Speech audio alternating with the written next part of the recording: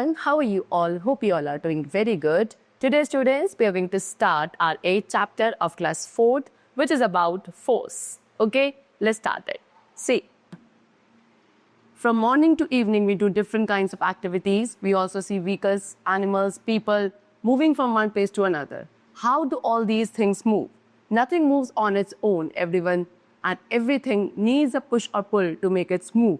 A push or a pull that can change the movement of an object is called force.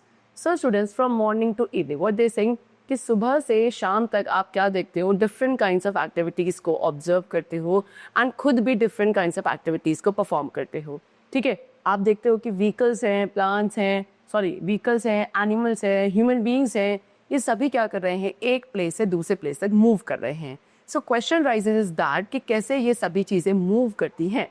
सी कोई भी object या कोई भी living being, for example vehicle और plants, animals और any human being, सो इन सभी चीज़ों में जो भी मूवमेंट आपको दिखाई देते हैं वो मूवमेंट खुद से कभी भी अकेले नहीं हो सकते. हर एक मूवमेंट के लिए क्या कोई ना कोई एक फोर्स या एक पुश या पुल जो होता है वो रिक्वायर्ड होता है. एंड यही पुश और पुल जिसकी वजह से एक ऑब्जेक्ट के अंदर मूवमेंट देखने को मिलता है, एक ऑब्जेक्ट का क्या जो मूवमेंट है वो चेंज हो जाता है, उस फोर्स और पुल को क्या कहा जाता है, उस पुश या पुल को फोर्स कहा जाता है. Okay, now effects of force. अब फोर्स के क्या क्या इफेक्ट्स हैं. A force has various kind of effects. एक फोर्स के डिफरेंट टाइप्स ऑफ इफेक्ट्स हमें देखने को मिलते हैं. Number 1, a force can make an object move. एक फोर्स के थ्रू एक ऑब्जेक्ट क्या कर सकता है, मूव कर सकता है. For example they have shown you, see यहाँ पे एक बॉल थी जो कि स्टेशनरी यानी कि रेस्ट पोजीशन पे थी. जैसे इस गर्ल ने इस बॉल को क्या करा, हिट करता यानी कि किक किया, तो किक करने पे she applied the force and उस फोर्स की वजह से वो बॉल क्या हो रही है, इट स्टार्टेड मूविंग. अब यहाँ भी ये कार है, इस कार को मूव करने के लिए this man is applying force, right. Example, you apply force to kick a football, you push और pull a table to move it. एक टेबल है, अगर आप उस टेबल को शिफ्ट करना चाहते हैं तो उसके लिए भी आपको क्या करना पड़ेगा, उस पर फोर्स अप्लाई करना पड़ेगा उसको मूव करने के लिए. ओके, चलो. Secondly what we have is a force can speed up a moving object. अब दूसरा इफेक्ट क्या है फोर्स का, कि एक फोर्स मूविंग ऑब्जेक्ट को स्पीड अप कर सकता है, यानी कि उसकी स्पीड को इंक्रीज कर सकता है. Example, we push a swing to move it higher, we push the pedal of a bicycle harder to move it faster. एक स्विंग है, स्विंग ज़्यादा हाई से हाई मूव करे, इसके लिए आप क्या करोगे, इसे पुश करोगे यानी कि फोर्स अप्लाई करोगे. इसी तरीके से एक बाईसाइकिल को आप जितना हार्डर या जितना फास्टली पेडल करोगे उतना ज़्यादा वो फास्टली बाईसाइकिल मूव करेगी. Okay. Third is a force can slow down a moving object. अब अगर एक फोर्स है किसी ऑब्जेक्ट की स्पीड को इंक्रीज करा जा सकता है तो उसी फोर्स से आप किसी मूविंग ऑब्जेक्ट की स्पीड को स्लो डाउन भी कर सकते हो. Example, we apply force in the opposite direction to stop a moving ball. एक मूविंग बॉल को स्टॉप करने के लिए आप ऑपोजिट डायरेक्शन में क्या करेंगे, फोर्स अप्लाई करेंगे, तो वो मूविंग बॉल क्या हो जाएगी, उसका स्पीड स्लो डाउन होगी and eventually it will come to rest. A force can change the direction of a moving object. अब एक मूविंग ऑब्जेक्ट की डायरेक्शन को भी चेंज करने के लिए आप क्या कर सकते हैं, फोर्स अप्लाई कर सकते हैं. Example, a batsman hits the ball with the bat to hit a six. जैसे कि बैट्समैन है तो बॉलर जो है बॉल को सामने की तरफ क्या करता है, थ्रो करता है, लेकिन बैट्समैन उसको क्या करता है, हिट करता है एंड उसके बाद उस बॉल की डायरेक्शन चेंज हो जाती है एंड उसके साथ साथ ही can hit a six also with that. इसी तरीके से यहाँ पे टेनिस प्लेयर है, टेनिस प्लेयर क्या कर रही है, hits the ball to change direction. यहाँ पे टेनिस प्लेयर ने क्या करा, बॉल को हिट करा एंड हिट करने पे फोर्स अप्लाई किया एंड उस बॉल की डायरेक्शन चेंज हो गई. Then a force can change the shape of an object. अब एक फोर्स ऑब्जेक्ट की शेप को भी चेंज कर सकता है. जैसे कि we squeeze a spring to change its shape. यहाँ पे एक स्प्रिंग है, आप उसको स्क्वीज करोगे तो उससे इसकी क्या शेप चेंज हो जाती है. इस तरीके से we mold plasticine to make different shape. यहाँ पे प्लास्टिसिन है, इसको भी आप मोल्ड करते हैं सो दैट आप इसको क्या डिफरेंट शेप्स प्रोवाइड कर सके. सो इस तरीके से these are the different effects of force which we observe in our daily life. Next is types of forces. So majorly students, 4 different types of forces are there, and that is gravitational force, friction force, muscular force and magnetic force. Okay, number 1 is gravitational force. So whenever we throw any object high into the air, it comes back on earth. This is because earth has a very special force to attract the object towards it, and it is known as the gravitational force.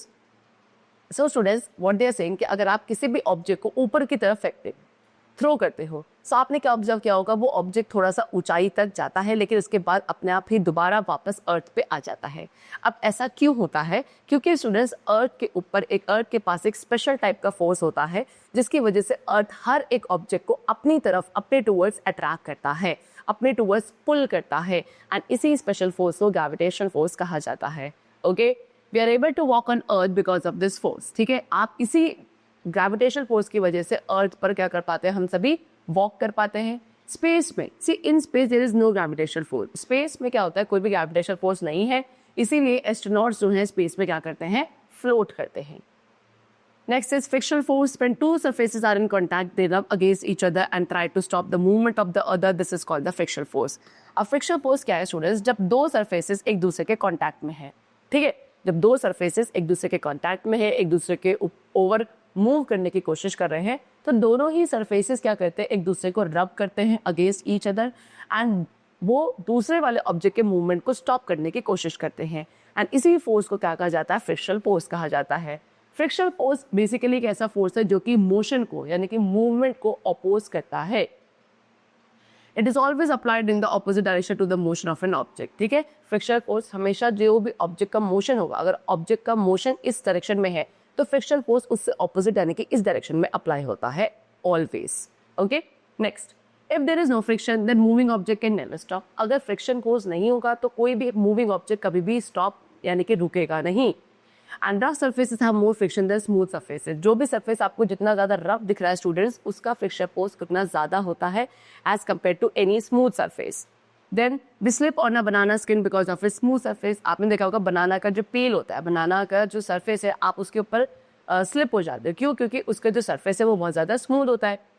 The sole of our footwear wears out due to friction. ऐसे जो हमारे shoes के soul होते हैं वो भी क्या, friction की वजह से धीरे धीरे क्या होने लगते हैं, वियर आउट यानी कि खराब होने लगते हैं।